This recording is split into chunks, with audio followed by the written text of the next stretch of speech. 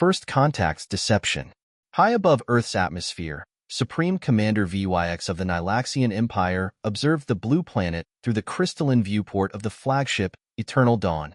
Their research had shown that humans were completely dependent on their primitive electronic technology. Such an easy target, they thought, mandibles clicking in anticipation. The massive ship, resembling a dark metallic lotus, had remained undetected thanks to their quantum cloaking technology. Earth's basic radar systems were like stone tools compared to Nilaxian tech. Behind VYX, the command bridge hummed with the subtle vibrations of crystalline computers and bioorganic interfaces. Status report on the planetary analysis, VYX commanded, their iridescent scales shifting from deep purple to an eager gold. First Officer Crix approached, their tentacle-like appendages gracefully manipulating a floating holographic display. Fascinating findings, Supreme Commander. The humans have achieved remarkable progress for their developmental stage, but they've made a critical mistake. Every aspect of their civilization relies on electronic systems, their commerce, communications, transportation, even their basic food and water distribution. VYX's secondary eyes narrowed in satisfaction. Perfect. Just as our preliminary scans indicated. Have they detected any of our probe ships? Negative, Supreme Commander. Their most advanced detection systems are reading our probes as simple atmospheric anomalies. They're completely blind to our presence. The invasion plan was elegant in its simplicity. The Nilaxians had spent centuries perfecting their quantum nullification field, a weapon that could disable any electronic system within its range. On more advanced worlds, this weapon was merely an inconvenience. But on Earth, it would be devastating. Begin Phase 1, VYX ordered. Deploy the diplomatic vessels. 3 sleek ships, each shaped like crystalline teardrops, descended through Earth's atmosphere. They approached major population centers, New York, Beijing, and London. As planned, the humans responded exactly as predicted, scrambling their primitive aircraft and mobilizing their military forces. The Nilaxian ships broadcast their message simultaneously across all human communication channels. People of Earth, we come in peace. We are the Nilaxians, travelers from distant stars, seeking diplomatic relations with your world. Within hours, the United Nations had convened an emergency session. Global news networks broadcasted continuous coverage of the alien ships hovering above major cities. Social media exploded with theories, fears, and hopes about humanity's first contact with an alien civilization. First Officer Crix monitored the human responses with clinical detachment. They're so eager to believe in our peaceful intentions, Supreme Commander. Their leaders are already discussing welcome ceremonies.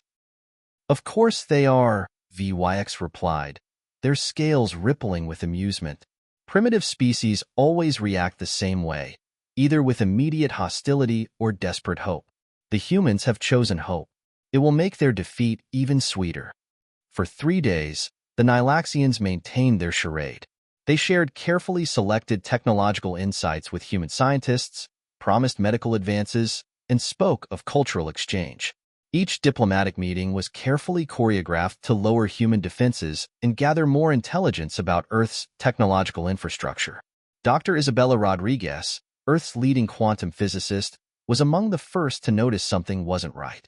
In her laboratory at CERN, she detected unusual quantum fluctuations emanating from the Nilaxian ships. But before she could complete her analysis, Phase 2 began. At precisely 3 o'clock GMT, the quantum nullification field activated. Like a silent tsunami, it swept across the planet in seconds. Every electronic device, from the most powerful supercomputers to the simplest smartphones, went dark. Power grids failed. Communications networks collapsed. Satellites fell silent.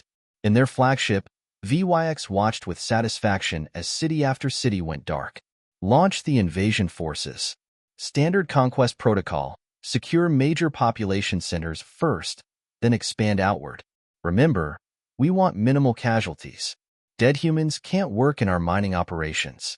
The invasion ships descended through Earth's atmosphere like a swarm of metallic insects, their hulls gleaming in the light of fires already breaking out in major cities.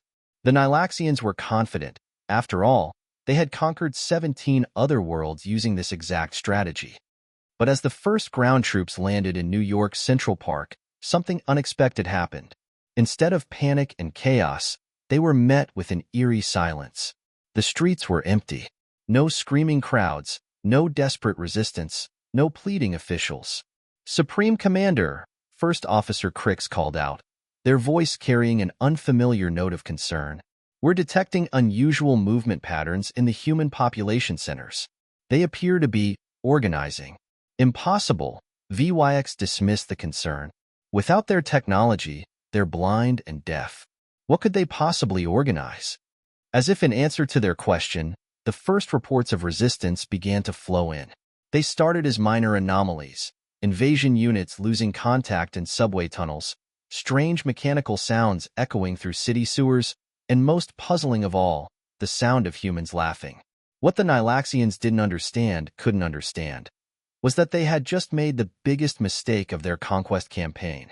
They had forced humanity to remember all the ways they had survived and thrived before the age of electronics. And that remembrance was about to become the Nilaxian Empire's worst nightmare. In the darkness of a powerless New York City, as alien ships descended from the sky, an old printing press in a basement museum whirred to life, cranking out resistance pamphlets. In London's underground, retired train engineers were already examining mothballed steam engines. And in thousands of workshops, garages, and makeshift shelters across the globe, humans began to do what they did best: adapt, improvise, and prepare to fight back. The real war was about to begin, and the Nilaxians had no idea what they had awakened. The Silent Rising. The basement of the British Museum's forgotten storage facility had become an unlikely command center. Rukmini Patel, the museum's head curator of Industrial Revolution artifacts, never imagined her expertise in 19th-century technology would become humanity's secret weapon. "The steam engine's ready," she announced, wiping grease from her hands. Around her, a team of volunteers worked by lamplight, converting ancient machinery into weapons of war. The massive Victorian-era steam engine, once a mere exhibition piece, now hummed with new purpose. "Excellent," replied former Admiral James Wellington, his weathered face illuminated by candlelight as he studied hand-drawn maps of London's underground network. "The Nilaxians still think we're cowering in the dark. Their arrogance will be their undoing." Above ground, alien patrol units moved through empty streets, their bioorganic sensors searching for human heat signatures. They found nothing. London appeared deserted. Its population vanished like ghosts. The same scene played out in cities worldwide, millions of humans seemingly evaporating into thin air. In the flagship, Eternal Dawn, Supreme Commander VYX's scales had shifted to an anxious green. "Explain to me again how we lost contact with 3 more scout units in the Paris catacombs?" First Officer Crix's tentacles nervously manipulated their displays. "Unknown, Supreme Commander. They reported hearing mechanical sounds, then silence. Our sensors detect nothing electronic. It's as if the humans are using primitive technology." Meanwhile, in a converted warehouse in Mumbai, master craftsman Rajesh Gupta supervised an army of volunteers operating traditional forges and metalworking equipment. The facility had become a manufacturing center for mechanical weapons that required no electronics to function. "Another batch of compressed air rifles ready," he called out, testing the simple but lethal weapon. These rifles, powered by nothing more than mechanical pressure and precision engineering, could penetrate Nilaxian battle armor. Their shields were calibrated for energy weapons, not physical projectiles. The resistance network grew stronger each day, using methods the aliens couldn't comprehend. Bicycle messengers carried vital intelligence between cells. Underground printing presses churned out coded messages and maps. Military veterans trained civilians in analog warfare tactics that hadn't been used in centuries. In New York's sprawling subway system, former Marine Hannah Martinez led a different kind of revolution. "The pneumatic mail tubes are working again," she announced to her team. The century-old system, restored by retired postal workers, now carried messages between resistance cells throughout Manhattan. "They're looking for electronic signatures," she explained to her fighters. "But they can't track a whistle, a drum beat, or a signal mirror. Sometimes the old ways are the best ways." The Nilaxians' confusion turned to concern as more of their ground forces disappeared into the urban labyrinths beneath Earth cities. Their advanced combat algorithms couldn't predict human movements because they couldn't detect any electronic signals to analyze. In Tokyo's underground bunkers, Master Tanaka, an elderly craftsman, taught younger generations the art of traditional Japanese metalworking. "Our ancestors fought with steel and courage," he said, demonstrating how to forge arrowheads that could pierce alien armor. "Now we do the same." The human resistance had divided into specialized cells. Historians and museum curators became military advisors, their knowledge of ancient warfare suddenly priceless. Engineers and craftspeople transformed their skills to weapons manufacturing. Athletes and urban explorers became scouts and messengers. Back in London, Rukmini made final adjustments to her steam-powered network. "The beautiful thing about steam power," she explained to Admiral Wellington, "is its simplicity. No electronics, no computers, just physics and engineering." The Admiral nodded, adding another mark to his map. "We've confirmed similar operations in 20 major cities now." The Nilaxians thought destroying our technology would paralyze us. Instead, they forced us to remember our strengths. In the Paris catacombs, resistance fighters led by Professor Marie Dubois had transformed the ancient tunnels into a maze of mechanical traps and ambush points. Her knowledge of historical siege warfare proved devastating against the aliens' advanced but predictable tactics. "They rely too heavily on their technology," she observed, as another alien patrol fell victim to simple but effective mechanical traps. "They've forgotten that warfare existed long before computers." The Nilaxians' frustration grew as their casualties mounted. Their sensors, designed to detect energy weapons and electronic communications, were useless against pulleys, levers, and steam power. Human ingenuity, stripped of its technological crutches, proved far more formidable than expected. Supreme Commander VYX's scales had turned a sickly pale color. "How are they coordinating these attacks without technology? It's impossible." But humans were doing the impossible. In every city, they adapted and innovated. Mechanical calculating machines from museums were repurposed for military planning. Ancient signals and codes were revived. The very history that the Nilaxians dismissed as primitive became humanity's shield and sword. As the second week of occupation began, the aliens faced an enemy they couldn't track, couldn't predict, and increasingly couldn't defeat. Humanity had rediscovered its roots, and those roots ran deeper than any technology. In her London command center, Rukmini smiled as she received another message through the pneumatic tube system. "Admiral," she called out, "Berlin is ready. Phase 2 can begin."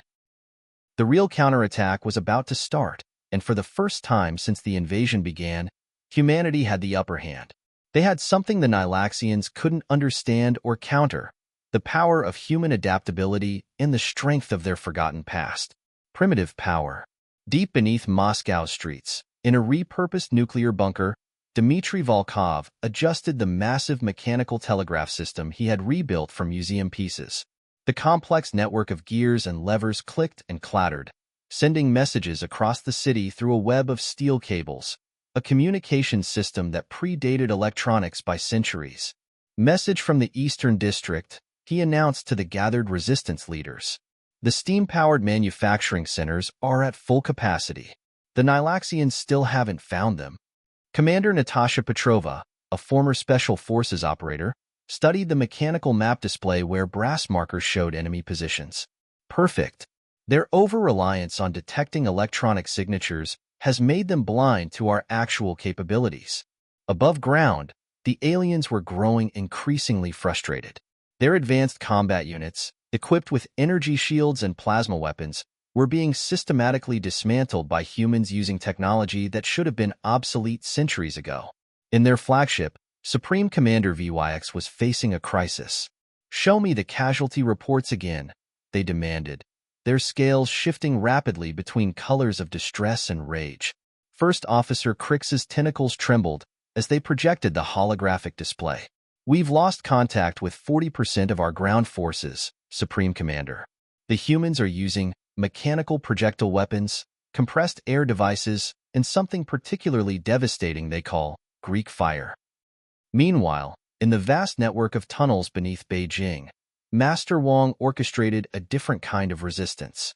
His knowledge of ancient Chinese siege warfare had proven unexpectedly vital.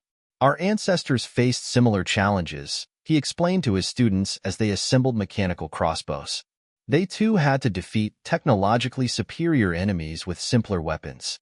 The resistance had discovered that the Nilaxians' energy shields, while impenetrable to modern weapons, were useless against simple kinetic projectiles. A steel arrow fired from a powerful crossbow could pierce their armor just as effectively as any laser rifle. In Chicago's underground workshops, former NASCAR mechanic Jack Thompson had repurposed his skills in unexpected ways. Internal combustion engines don't need computers to run, he explained, as his team modified classic cars into battle vehicles. These babies are purely mechanical, no electronics for them to disable. The sound of old V8 engines roaring through city streets had become a terror weapon against the aliens, who couldn't comprehend how these primitive machines could still function under their quantum nullification field. Back in Moscow, Commander Petrova received reports through the mechanical telegraph network. Santiago Cell reporting success with their water wheel power generators. Barcelona has converted their entire Gothic quarter into a mechanical power grid. Istanbul's Grand Bazaar has become a weapons factory. The human resistance had evolved beyond simple survival into a coordinated global force, using technology that the Nilaxians had dismissed as irrelevant. Steam engines powered manufacturing centers. Mechanical computers calculated battle strategies. Signal mirrors and semaphore flags coordinated attacks across vast distances. In the sewers of Rome, resistance fighters, led by Professor Giovanni Romano, had turned the ancient Cloaca Maxima into a transportation network. The Romans built these tunnels to last forever, he said, as teams of cyclists carried supplies through the underground passages. They never needed electronics to function. The Nilaxians' ground forces faced a new nightmare every day. In Paris, they were attacked by steam-powered automatons built from museum pieces. In Mumbai, ancient war elephants, thought to be purely ceremonial, proved devastating against their light scout vehicles. Supreme Commander, First Officer Crix reported, their voice quavering, "We've lost contact with our entire Eastern European division. The humans are using something called a trebuchet. It's some kind of mechanical throwing device that predates their industrial age." VYX's scales had lost all color. How? How are they defeating our most advanced combat units with museum pieces? The answer was simple, but beyond their comprehension. Humanity had been forced to remember its own history, to rediscover the ingenuity that had allowed them to survive and thrive long before the age of computers. In London, Rukmini Patel stood before a massive steam-powered printing press, producing resistance manuals that were distributed by runners throughout the city. Every invention, every innovation in human history, she explained to her team, started with a simple mechanical principle. We just had to remember how to use them. The Resistance's mechanical network grew stronger each day. Water wheels generated power for workshops. Windmills drove manufacturing equipment. Ancient techniques of metalworking and engineering were combined with modern knowledge to create weapons that the aliens couldn't detect or defend against. In their command bunker, Commander Petrova received another message through the telegraph system. "All cells report ready," she announced. "The global counterattack can begin." The message spread through the resistance network, carried by drums, bells, whistles, and mechanical signals. From the catacombs of Paris to the tunnels of Tokyo, humans prepared for the largest coordinated attack in history, one that would be carried out without a single electronic device. As night fell over Earth's cities, the sound of steam engines, mechanical gears, and war drums began to rise from below ground. The Nilaxians were about to learn that humanity's greatest strength wasn't their advanced technology. It was their ability to adapt, to remember, and to find power in their own history. The underground network. The global counterattack began at dawn, synchronized not by digital signals but by the rising sun itself. In dozens of cities worldwide, the ground literally shook as humanity's mechanical army emerged from its underground fortress. In New York, former subway maintenance supervisor Marcus Wilson led the first wave. "Release the steam valves," he commanded. Massive jets of pressurized steam, channeled through repurposed subway infrastructure, created an impenetrable fog bank that confused the aliens' bioorganic sensors. Through the artificial mist, hundreds of modified bicycles emerged, their riders armed with pneumatic harpoon guns. The Nilaxian troops, expecting resistance to come from above ground, were completely unprepared for an attack from below. "Their combat algorithms can't process this," shouted Hannah Martinez over the hiss of steam. "They're looking for electronic signatures, heat patterns, radio communications. Instead, they're getting steam clouds and bicycle charges." In Tokyo, the resistance had transformed the complex subway system into a massive mechanical computer.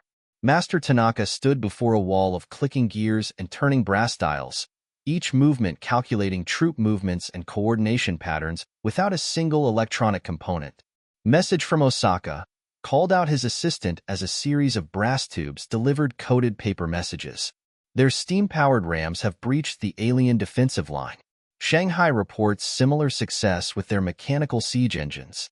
Supreme Commander VYX watched in horror as their holographic tactical displays turned red with lost units. "This is impossible. Their civilization depends on electronics. How are they doing this?" First Officer Crix's tentacles writhed in distress. "Sir, we're detecting massive movement through all major urban centers, but our sensors can't lock onto any recognizable patterns." They're using what?" VYX demanded. "Sir, they're using playground equipment as weapons, swings as catapults, seesaws as launch platforms. Everything mechanical is becoming a weapon." In London's underground, Rukmini Patel and Admiral Wellington coordinated the European theater of operations. Their command center looked like a Victorian inventor's workshop crossed with a war room. Mechanical tickers chatted constantly, bringing updates from across the continent. "Paris reports successful deployment of their Notre Dame Bell array," Rukmini announced. "The sound frequencies are disrupting the aliens' neural networks. Rome has activated their aqueduct-powered hydraulic weapons systems." The admiral smiled grimly. "Remind me to thank those historical preservation societies if we survive this. Who knew maintaining ancient technology would save humanity?" Across the globe, the pattern repeated. In Mexico City, resistance fighters used ancient Aztec engineering principles to create devastating siege weapons. In Cairo, knowledge of Egyptian mechanical engineering was revived to devastating effect. Professor Marie Dubois, now commanding the Paris resistance, had turned the city's iconic landmarks into weapons. The Eiffel Tower, stripped of its electronics, became a giant mechanical signal tower, its semaphore signals coordinating attacks across the city. "They thought disabling our technology would weaken us," she said, watching as another alien patrol fell to simple but lethal mechanical traps. "Instead, they forced us to remember that humans are toolmakers, not tool dependents." In the flagship Eternal Dawn, panic was setting in. The Nilaxians had never encountered a species that could fight back effectively after losing their technology. Their entire strategy was based on the assumption that electronic dependency was universal. "Sir," First Officer Crix reported, "we're detecting vibrations from their underground networks. It sounds like music?" Indeed, through the tunnels and caverns of Earth's cities, the sound of mechanical orchestras echoed. Hand-cranked phonographs played marching songs. Steam whistles and brass horns carried signals. The resistance had turned sound itself into a weapon and a tool. Back in New York, Marcus Wilson's teams had accomplished the impossible. Using nothing but mechanical power, they had transformed the subway system into a vast war machine. Steam-powered trains, retrofitted with battering rams, smashed through alien barricades. Pneumatic tube networks carried messages faster than any radio signal. "They're retreating." Hannah Martinez's voice echoed through the tunnels. "Their ground forces are pulling back to their ships." The news spread through the mechanical network, drums, bells, whistles, and runners carrying the message of humanity's first major victory. The Nilaxians' superior technology had been defeated by wheels, gears, steam, and human ingenuity. In Moscow, Commander Petrova received the reports through her telegraph network. All major cities reporting similar success. The aliens are losing ground everywhere. Their electronic warfare superiority means nothing against mechanical weapons they can't detect or defend against. The resistance had grown beyond mere survival into a powerful fighting force. Every city had become a fortress, every ancient technology a weapon, every piece of human history a tool for liberation. As the sun set on the first day of the counterattack, Supreme Commander VYX faced an unprecedented situation. Their invasion force, equipped with the most advanced technology in the galaxy, was being systematically destroyed by a species using technology that predated electricity. The greatest military force in the known galaxy was learning a harsh lesson. Sometimes the oldest solutions are the most effective, and humanity's greatest strength wasn't their technology. It was their ability to adapt and overcome. Victory through simplicity. Supreme Commander VYX stood before the Emergency Council of the Nilaxian fleet, their scales now a permanent shade of distressed gray. The holographic displays around them showed scene after scene of their forces retreating from Earth's major cities, driven back by weapons that shouldn't have been effective, yet were proving devastatingly so. "We have lost 60% of our ground forces," VYX reported, their voice trembling. 2. To steam engines and mechanical contraptions. "Our most advanced combat units defeated by primitive projectiles and pressure weapons." In the streets of New York, the resistance celebrated their latest victory. Marcus Wilson watched as teams of mechanics continued to modify more ancient machinery into weapons. "They thought taking away our electronics would cripple us," he said to Hannah Martinez. "Instead, they gave us our greatest advantage. They made us invisible to their detection systems." The Nilaxian invasion force had never encountered anything like this. Their quantum nullification field, designed to be the ultimate weapon against technological civilizations, had instead stripped away humanity's dependencies and revealed their true strength. In London, Rukmini Patel received reports through her network of mechanical telegraphs and pneumatic tubes. "Berlin has fallen back into human hands," she announced to Admiral Wellington. "The alien shields couldn't stop our steam-powered battering rams. Their sensors couldn't detect our mechanical calculators coordinating the attacks." The Admiral nodded, adding another marker to their mechanical war map. They made a fundamental mistake in their analysis of human civilization. They saw our technology as our strength, when it was really just one of our tools. Across the globe, humanity's counterattack had evolved into an unstoppable force. In Tokyo, Master Tanaka's workshops had produced thousands of mechanical weapons. In Paris, Professor Dubois had transformed the entire city into a mechanical warfare machine. Every city had become a fortress of gears, springs, and human ingenuity. Supreme Commander, First Officer Crix interrupted VYX's council meeting, their tentacles twisted in anxiety. "We're detecting massive movement in all Earth's major cities. They're singing." Through the tunnels and streets of every city, the sound of victory songs echoed. Hand-cranked gramophones played battle hymns. Steam whistles and brass horns carried triumph signals. The music of humanity's resilience echoed through the underground networks they had built. In Moscow, Commander Petrova received the latest reports through her mechanical telegraph network. "The aliens are retreating worldwide. Their ships are lifting off from every continent. We've done it. We've actually done it." The Nilaxian fleet, once so confident in their technological superiority, now faced a humiliating truth. They had been defeated not by superior technology, but by its absence. Their advanced sensors were useless against mechanical systems. Their energy shields couldn't stop physical projectiles. Their combat algorithms couldn't predict human ingenuity. In their flagship, Supreme Commander VYX made the most difficult decision of their career. "Begin evacuation procedures," they ordered, their scales now almost white with defeat. "We cannot win this war.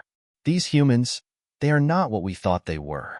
As the alien ships lifted off from Earth's atmosphere, humanity celebrated not just their victory, but their rediscovery of their own strength. In every city, the resistance networks emerged from underground, their mechanical marvels testament to human creativity and adaptability. Rukmini Patel stood in her command center, surrounded by the clicking and whirring of mechanical computers and telegraph machines. "We didn't just survive their attack," she said to Admiral Wellington. "We remembered who we really are." We're not defined by our technology, we're defined by our ability to adapt, to create, to overcome. The lessons of the invasion would reshape human civilization. While electronic technology would eventually be restored, humanity never forgot what they had learned. Every city maintained its mechanical backup systems. Every new generation learned the old ways alongside the new.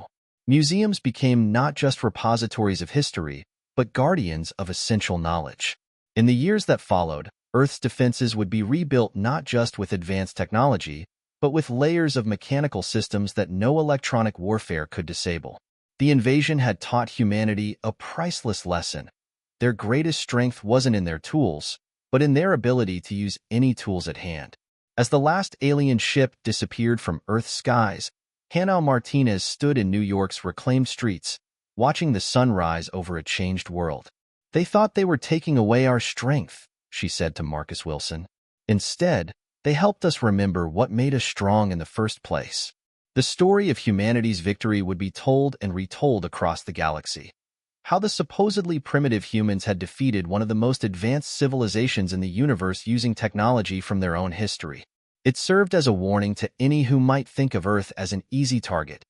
Humanity's true power lies not in their technology, but in their unlimited capacity to adapt, innovate, and overcome.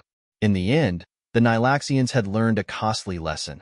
Sometimes the simplest solutions are the most powerful, and a species that remembers its past while embracing its future is truly unconquerable.